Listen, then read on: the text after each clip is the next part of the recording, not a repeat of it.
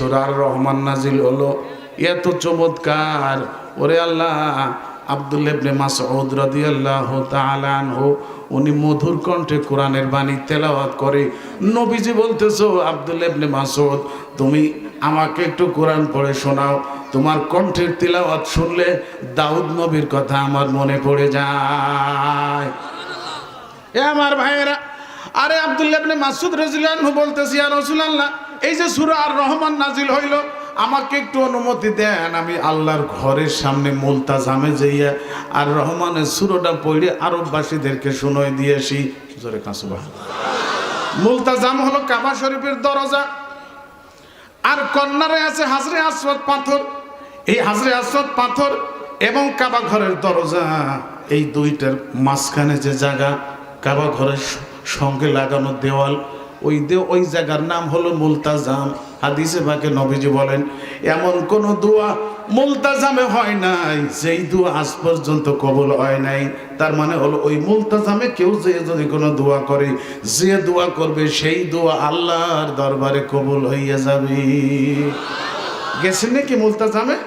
যারা হাজি তারা গেছে, যারা যান নাই তাদের জন্য দোয়া করে দিলাম, আল্লাহ যেন সবাইকে জীবনে একবার হলো আল্লাহর ঘরের মুলতাজামে যেয়ে দোয়া করার তৌফিক দান করে। সবাই বলেন আমিন।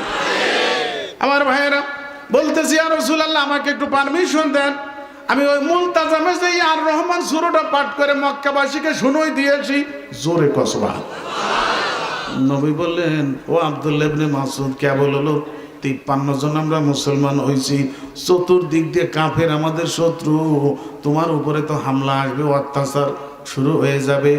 আব্দুল্লাহ ইবনে মাসউদ কয়, ইয়া রাসূলুল্লাহ আমার মরার কোনো ভয় নাই, জন্ম যখন গ্রহণ করেছি মৃত্যুকে আমি আগেই বরণ করে নিয়েছি, তবে আমি যেন কোরআন তেলাওয়াত করতে করতে মরতে পারি। জোরে কও সুবহানাল্লাহ। নবীজি পারমিশন দিয়ে দিলেন। আব্দুল্লাহ ইবনে মাসউদ যখন ওই কাবা ঘরের মুলতাজামে দাঁড়াইয়ে মধুর কণ্ঠে সূরা আর রহমান টান দিলেন, ওরে আল্লাহ, শত শত মানুষ পাগলের মতো ছুটে চলে আসছে কোরআনের বাণী শোনার জন্য। আর বাহাবা দিতেছে, বলতেছে, হ্যাঁ কি চমৎকার বাণী, এ আব্দুল্লাহ কি সুন্দর বাণী, সঠিক সত্য কথা সত্য, তুমি পড়তে থাকো বন্ধ কইরো না। জোরে কও সুবহানাল্লাহ। জান্নাতের ভিতরে আল্লাহ পাক নিজে আর রহমানের সূরা তিলাওয়াত করে আমাদেরকে শোনাবেন। কথা কন না কে? আমি বানাই কইতেছি নাকি? সূরা আর রহমান জান্নাতের ভিতরে আল্লাহ পাক নিজে তেলাওয়াত করে আমাদেরকে শোনাবেন, ঠিক কিনা বলেন? জান্নাতে একটা অনুষ্ঠান হবে, সমগ্র জান্নাতীরা দাওয়াত পাবে, আল্লাহ পাক স্বয়ং দাওয়াত দিবেন। জোরে কও সুবহানাল্লাহ। মঞ্চ নির্মাণ করা হবে জান্নাতের ভিতরে, ওই মঞ্চের সভাপতির আসন অলঙ্কৃত করবেন আল্লাহ তাআলা। 1,24,000 পয়গম্বর মঞ্চে আসন গ্রহণ করবেন। জোরে কও সুবহানাল্লাহ। আমরা সবাই থাকবো ভিতরে ময়দানে, জান্নাতের ময়দানে উপস্থিত থাকবো। আল্লাহ পাক যখন সূরা আর রহমানের তেলাওয়াত আরম্ভ করবেন, আর রহমান বলে আল্লাহ পাক যখন টান দিবেন, সমগ্র জান্নাতীরা হেলতে থাকবে, দুলতে থাকবে। জোরে কও সুবহানাল্লাহ। আনন্দ পাইতে থাকবে, মজা পাইতে থাকবে। 1,24,000 পয়গম্বর মঞ্চে কবুতর জবাই করে ছেড়ে দিলে, মুরগি জবাই করে ছেড়ে দিলে যেমন ছটফট করে দাবাদাবি করে, 1,24,000 পয়গম্বর আল্লাহর কণ্ঠের তেলাওয়াত শুনে দাপাইতে থাকবে, লাফাইতে থাকবে, নাচতে থাকবে। সমগ্র জান্নাতীরা পাগলের মতো লাফাইতে থাকবে আর বলে, আল্লাহ বন্ধ কইরো না, পড়া বন্ধ কইরো না। আল্লাহ পাক যখন পড়া বন্ধ করবে, সমগ্র জান্নাতীরা 8 কোটি বছর আরামের নিদ্রায় ঘুমাইয়ে যাবে। আমার ভাইয়েরা, আব্দুল্লাহ ইবনে মাসউদ যখন সূরা আর রহমান তেলাওয়াত আরম্ভ করছে, শত শত কাফের ভিড় করতেছে, কোরআনের পাগল হয়ে গেছে। জোরে কও সুবহানাল্লাহ। সবাই বলতেছে, কি মধুর বাণী, কি চমৎকার বাণী, ও আব্দুল্লাহ তুমি তেলাওয়াত করো, সঠিক সত্য কথা, সুন্দর বাণী তুমি পড়ো। ওদিকে আবু জাহেল তখন 360টা মূর্তি বানায় তুইছে কাবা শরীফের ভিতরে। কয়টা? কথা কার নাকি? আবু জাহেলের একটা মিটিং খানা ছিল মুসলমানদের বিরুদ্ধে। ওখানে মিটিংয়ে বসে কি করা যায়, কারে মারা যায়, কারে ধরে জেলে ভরা যায়। আমাদের নবীজিকে পর্যন্ত জেলে ভরার জন্য ওরা পরামর্শ করছিল। আল্লাহ কয়, দাঁড়া, সমস্ত ষড়যন্ত্রকারীদের জবাব দেয় কে? তাড়াতাড়ি কন। কত ষড়যন্ত্র এই দেশে হয়েছিল। রাতভর মাকড়সায় জাল বাঁধে, সকালে বিটিরে যখন শলা ধরে, সমস্ত জাল যেমন ছিন্ন ভিন্ন হয়ে যায়, বাংলাদেশের অবস্থাও ঠিক তাই, জোরে কোন ঠিক কিনা? আবু জাহেল ষড়যন্ত্রের জাল বিস্তার করছিল। একজন যে কয় যে কাকা আপনি এই জায়গায় ঘুমাইতেছেন, দেখেনকে কাবা শরীফ দিয়ে মুসলমানকে দখলে চলে গেছে। কয় শুভ কিরা কইল? কয় দেখেনকে সে কাবা ঘরের সামনে আপনার যে মন্ত্রী, আপনার যে খোদা, সেই জায়গা কোরআন শরীফ তেলাওয়াত করতেছে সাহাবীরা। কয় কি সর্বনাশের মাথা গড়ি, এ অবারই পারে না, দৌড়ই চলে আইছে আবু জাহেল। আইসা দেখে আব্দুল্লাহ ইবনে মাসউদ মধুর কণ্ঠে কোরআনের তেলাওয়াত করতেছে, জোরে কা সুবহানাল্লাহ। ওর সহ্য হয় নাই, পিছন থেকে ধাক্কা মারছে, পড়ে গেছে, আছাড় খাইয়া পাও ভাঙ্গে গেছে। উঠে দাঁড়াইছে, তাকায় দেখে আবু জাহেল পিছনে। এইটা চিন্তা করে নাই, আবার পড়া আরম্ভ করছি। আবার ভাইজান এখন উনি লক্ষ্য করছে আবু জাহেল আবারও মারবে। কয়তালি তো এখানে আর মাইক বেশি খাওয়া যায় না, এর একটু শোধ বোধ দিয়ে আমি চলে যাই। পিছনে ঘুরে দাঁড়াইছে। আবু জাহেল আসার সাথে তার দলের যত লোক ছিল সব সিরিয়ে ছুটে চলে গেছে। খাইছে রে, এই যে টাহি হয়েছে বড়টা আমাকে থবে না দৈরি, সব চলে গেছে, খালি দুইজন সাহাবী আর ও। তো পিছন থেকে আবার যখন মারবার কাছে আব্দুল্লাহ ইবনে মাসউদ রাদিয়াল্লাহু আনহু ঘুরে দাঁড়াইয়ে বাওয়াইতে কান শরীফ আছে এমন একটা মারছে, কাইতে পড়ে গেছে আবু জাহেল। পড়ে যায় খালি এদিক ওদিক চাইতেছে, মানে একজন সম্মানী লোক তারে চড় মারছে, মুসলমানেরা ওর ইজ্জতমান আছে নাকি? কথা কন না কে? ও খালি ডানি ভাই তাকাইতেছে, কেউ দেখে ফেলাইল নাকি? মারছে দরকার আর দুটো দেখ, কিন্তু কেউ দেখলে পরে আমার আর ইজ্জতমান শেষ, ঠিক না? ও এদিক ওদিক তাকাইতেছে। আব্দুল্লাহকে এই যে আমার সুযোগ চান্স, আমি তাড়াতাড়ি কাইটে পড়ি। এক দৌড় দিয়ে নবীর কাছে চলে গেছে। কয় হুজুর ঘটনাটা ঘটে গেছে। কয় কি? কয় এই কাজ আমি বাওয়াইতে চলাইছি আবু জাহেল রে। কথা কন না কে? কয় তো এটা কেমন হলো কায়দা? আমরা তো সংখ্যায় কম, কাফেররা চলে আসবে না, আবু জাহেল আরো লোক নিয়ে আসবে না তোমারে ধরে নিয়ে যাওয়ার জন্য। এখন কি করা যায়? আব্দুল্লাহ কয় হুজুর তাহলে আমাকে একটা ঘোড়া দেন, আমি তো হাঁটতে পারতেছি না, পাও ব্যথা। আমি ঘোড়ায় চড়ে হিজরত করে আবিসিনিয়ায় চলে যাই। আমার মুসলমান ভাইরা আগে গেছে, তাদের সাথে আমি যাইয়ে শরীক হই। নবীজি আবু বকরের দিকে তাকাইছে। আবু বকর কয় লাব্বাইকা ওয়া সাদাইকা ইয়া রাসূলুল্লাহ, আমি হাজির আছি, কি বলবেন বলেন। নবী কয় আবু বকর একটা ঘোড়ার দরকার ছিল। আবু বকর সিদ্দিক কয় ইয়া রাসূলুল্লাহ একটা ঘোড়া আমি রেডি করে বাড়ি বাঁধতে থুই আইছি। জোরে কয় সুবহানাল্লাহ। নবীকে কিভাবে জানলে ঘোড়া লাগবে? কয় আমি জানি না হুজুর, কিন্তু আমার মনের ভিতরে একটা কথা উদয় হইল যে সাহাবীদের আমার নবীজির একটা ঘোড়ার দরকার হইতে পারে, এই জন্য আমি মাল সামানা সহ রেডি করে থুই আইছি। নবী কয় তাহলে তাড়াতাড়ি নিয়ে আসো। ঘোড়া নিয়ে আসলো। আমার ভাইরা, নবীর সাহাবী ঘোড়ার উপরে উঠে হিজরত করে চলে গেলেন আবিসিনিয়ায়। তবে ওই যে আবু জাহেল কিছুক্ষণ দৌড়ইছিল দরবার নিয়ে গিয়া, পারে নাই দরবার। তো দরবার যখন পারলো না, আবু জাহেল বাঁচাতে কয় কি কয়, এ তোরে তো দরবার পারলাম না, তা তোরে না মারা পর্যন্ত, তুই যে আমারে মারছিস, এই মায়ের শোধ না দিয়া পর্যন্ত আমি বোর কাছে শুভ না, মাথায় তেল নিব না, গোস্ত খাবো না, ভালো জামা কাপড় পরবো না, এই মায়ের শোধ না দিয়া পর্যন্ত। হযরত আব্দুল্লাহ কয় কি? কয় যে তুই শুভ, আমি তোর আজরাইল হইয়া দেখা করব। কি হইয়া? মুসলমান ডরায় নাকি কাফের গো? আর একটু জোরে কর। খাঁটি ইমানদার যারা, তারা আল্লাহ বাদে কাউকে ডরায় না। জোরে বলে ঠিক না বেটে? আমার ভাইরা, সত্যি সাহাবীর দোয়া আল্লাহ কবুল করে ফেলাইছিলেন।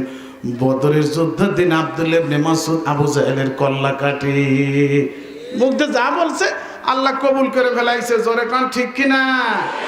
আমার ভাইরা, আরে আল্লাহ, আমার নবীজি বলেন মান জাআলাল কুরআনা আমামাহু কদাহু ইলাল জান্নাহ, যারা আল্লাহর কোরআনকে সামনে রাখবে, জীবনের সকল ক্ষেত্রে কোরআনকে অগ্রাধিকার দিবে, এই কোরআন তাদের হাত ধরে আল্লাহর জান্নাতে পৌঁছে দেবে।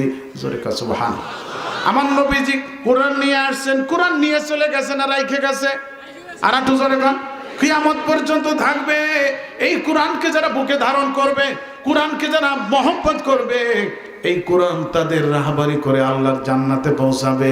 হাদিস বাক্যে নবীজি বলেন কবরের জীবনে, কবরে মানুষ যখন প্রবেশ করবে, প্রথম বন্ধু হবে আল্লাহর কোরআন তার মাথার কাছে। জোরে কা সুবহানাল্লাহ। এ ভাই বলেন দেখি, কোরআনের একটা শিক্ষা আছে নাকি? আর একটু জোরে কান। কোরআনের শিক্ষা যেই গ্রহণ করেছে সেই স্বর্ণের মানুষে পরিণত হয়েছে, ঠিক কিনা কন? এই যে আমি এখানে বসেছি এত উপরে, আপনারা এত ইজ্জত সম্মান আমাকে দিয়েছেন, এত উপরে বসাইছেন, আল্লাহর কোরআনের দুইটা অক্ষর আল্লাহ পাক আমাকে দান করছে, সেই জন্য আপনারা আমাকে এত সম্মান দিয়েছেন। কথা কন না? সিরাজগঞ্জে গেছি ওয়াজ করবার, সে 2 মাইল দূরিতে যুবক পোলাপান 30-40 জন মোটর সাইকেল নিয়ে আমার আগে নিয়ে যাইতেছে, মিছিল দিতে দিতে ওহিদুজ্জামানের আগমন, শুভেচ্ছা, স্বাগত, মিছিল দিতে আমার গাড়ি পাচ্ছে। আমার সবর সঙ্গে তারা আসতে আসতে দাঁত সবকটা বাইরে ফেলেছে। হুজুর আপনার এত দাম নাকি সিরাজগঞ্জে? বুঝলাম না কিছু। ওরা তো আসতেছে, এদিকে আমার কানতে কানতে আমার কলজে ফেটে আসতেছে, চোখ দিয়ে খালি পানি পড়তেছে। আমি কইতেছি আল্লাহ, আমি যদি এই জায়গায় খ্রিস্টান দিবার আসতাম, আমারে সবাই মিছিল দিয়ে আগে নিত। কথাও কয় না। আসল সম্মান হলো আল্লাহর কোরআনের। কোরআনের 2টা অক্ষর আল্লাহ আমাকে দান করছে, এই জন্য মানুষ আমাকে এত ইজ্জত করে, সম্মান করে। আসল সম্মান হলো আল্লাহর কোরআনের। জোরে কোন ঠিক না বেঠি? আমার ভাইরা, আল্লাহর কোরআনের পক্ষে যারা, তারাই দামি মানুষ। কোরআন হলো পরশ পাথর, পরশ পাথরের সঙ্গে জং ধরা মরিচা পড়া। টিন আর লোহা যদি ছোঁয়া লাগে, টিন থাকে না, লোহা থাকে না, স্বর্ণে পরিণত হয়। নবী বলেন, কেউ যদি সন্তানকে আল্লাহর কোরআন পড়ায়, ওই সন্তানের বাপ মার মাথায় আল্লাহ পাক নিজে হাতে নূরের মুকুট পরিধান করাবেন। সুবহানাল্লাহ। এবার মার্কেট পাই নাই, আমি যেন বানাই কলাম এটা এই হাদিসটি নতুন শুনলেন নাকি? কোরআন শিক্ষা দিয়েছেন আপনার সন্তানকে, এই কারণে আপনাকে আল্লাহ পাক সম্মান দিবেন। আগে নূরের মুকুট মাথায় আল্লাহ পাক নিজে হাতে পরাই দিবেন। জোরে কথা সুবহানাল্লাহ। কেন বলে, এমন একটা সুন্দর সন্তান আপনি উপহার দিয়েছেন, এই জন্য আল্লাহ পাক খুশি হয়ে আপনাকে উপহার দিবেন, জান্নাতে মুকুট পরাবেন মাথায়। নবীজি বলেন, ওই মুকুটে আল্লাহ পাক আলোর সজ্জা করবেন। যাওহু আহসানু মিন যাওই শামসি। নবী বলেন, ওই টুপির আলো সূর্যের আলোর চাইতে বেশি হবে।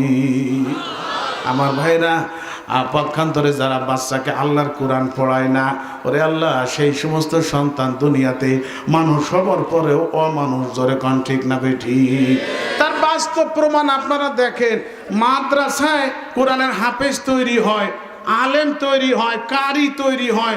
কলেজ থেকে, স্কুল থেকে হাফেজ তৈরি হয়, আলেম, কারি, মসজিদের ইমাম, এগুলো সব মাদ্রাসায় তৈরি হয়। একটু জোরে কোন ঠিক কিনা? আর কলেজ, বিশ্ববিদ্যালয়, এই যে একটা গোয়ালদি মাদ্রাসা, এখানে প্রতি বছর একটা কোরআনের মাহফিল হয়। এই গ্রামের যারা মান্যগণ্য গ্রামবাসী যারা, তারা অনেক পরিশ্রম করে। এই যে মাওলানা কবির সাহেব, ওরে আল্লাহ, এই যে প্রধান অতিথি মাদানী সাহেবকে আনার জন্য ওনার গান ছুটে যাইতেছে দৌড়তি দৌড়তি। আপনারা তো মনে হচ্ছে মানে এমনি চলে এসেছে প্রধান অতিথি, তাই নাকি? মিয়া ঠেলা আছে, একটু দায়িত্ব নিয়ে দেখেন, কাজ করিয়ে দেখেন, ঠেলা কারে কায়, ওনার নাওয়া খাওয়া নাই। জোরে কোন ঠিক কিনা? কোরআনের মাহফিল হয় প্রতি বছর। এখানে যারা অংশগ্রহণ করে তারা সব জান্নাতি। এলাকাবাসী যারা এই কাজে যারা সহযোগিতা করছে, কিয়ামতে সবাইকে আল্লাহ পাক এর মাহফিলের ওসিলায় জান্নাত দান করবেন। জোরে কোন সুবহানাল্লাহ। কিন্তু স্কুল কলেজে সেখানেও প্রতি বছর একটা অনুষ্ঠান হয়, কোরআনের মাহফিল হয়। সারাদিন সেখানে হলো গান হয়, খেলাধুলা, গান না খেলাধুলা হয় দিনভর। কথা কন না কেন? রাত্রে হয় মনজ্ঞ সাংস্কৃতিক অনুষ্ঠান। ওই কলেজের সুন্দরী মেয়েরা ড্যান্স করে, সুবহানাল্লাহ না নাউজুবিল্লাহ, ড্যান্স করে আর গান গায়। হাজার হাজার যুবক সেই গান শোনে, চারিপাশে দাঁড়াইয়ে, অনেক সময় সিট পায় না, খাড়াই থাকে। কথা কন না কে? আর সে কি গান? কোরআনের গান গায় নাকি? উরে আমার আল্লাহ, জ্বালাইয়া গেলাম মনের আগুন নিবাইয়া গেল। আমি একদিন যাইতেছি রাত্রে এক স্কুলের পাশ দিয়ে, কোন স্কুলের নাম কব না, তাই শুনি যে ওই স্কুলের মেয়েরা এই গান গাইতেছে, জ্বালাইয়া গেলাম মনের আগুন নিবাইয়া গেল না। যুবক সালফান যারা, তারা খুশিতে নাচতেছে যে আই নিবে মানে একটু পরে। জোরে কোন ঠিক কিনা? তাহলে দেখেন পার্থক্যটা কি? কোরআনের মাহফিল যেখানে হয়, কোরআনের ঘর যেখানে, সেখানে শুধু জান্নাতি পরিবেশ, জাহান্নামী কোনো পরিবেশ নাই। কিন্তু যেই সমস্ত শিক্ষা প্রতিষ্ঠানে আল্লাহর কোরআনের শিক্ষা নাই, সেখানে মানুষ সবার বড় আজকে ও মানুষে পরিণত হয়ে যাইতেছে। একটু জোরে কোন ঠিক না বেঠি? আমার ভাইরা যখন ওই গান রাত্রে গায়, সুন্দরী মেয়েরা ড্যান্স করে, ওখানে যুবক ছেলে ফেলে যারা, ওদের শরীর তো গরম হয়ে যায়, খালি চান্সে থাকে 1 2 3 দিবানি, খালি চান্স পাই নেই। তাহলে বাস্তব জিনার প্রশিক্ষণ দিয়ে হয়। জোরে কোন ঠিক কিনা? কি হবে ছাত্র সেজে চুমু খেয়ে সনদ খানা, যদি হয় বিদ্যালয়টা পতিতাদের আড্ডাখানা। কি হবে ছাত্র সেজে চুমু খেয়ে সনদ খানা, যদি হয় বিদ্যালয়টা পতিতাদের আড্ডাখানা, এর চেয়ে মরাই ভালো, দেশ ছেড়ে যাওয়াই ভালো, এর চেয়ে মরাই ভালো, দেশ ছেড়ে যাওয়াই ভালো। কি হবে ধোঁকা দিয়ে বিবেকটাকে, কি হবে ধোঁকা দিয়ে বিবেকটাকে, কি হবে বেঁচে থেকে, কি হবে বেঁচে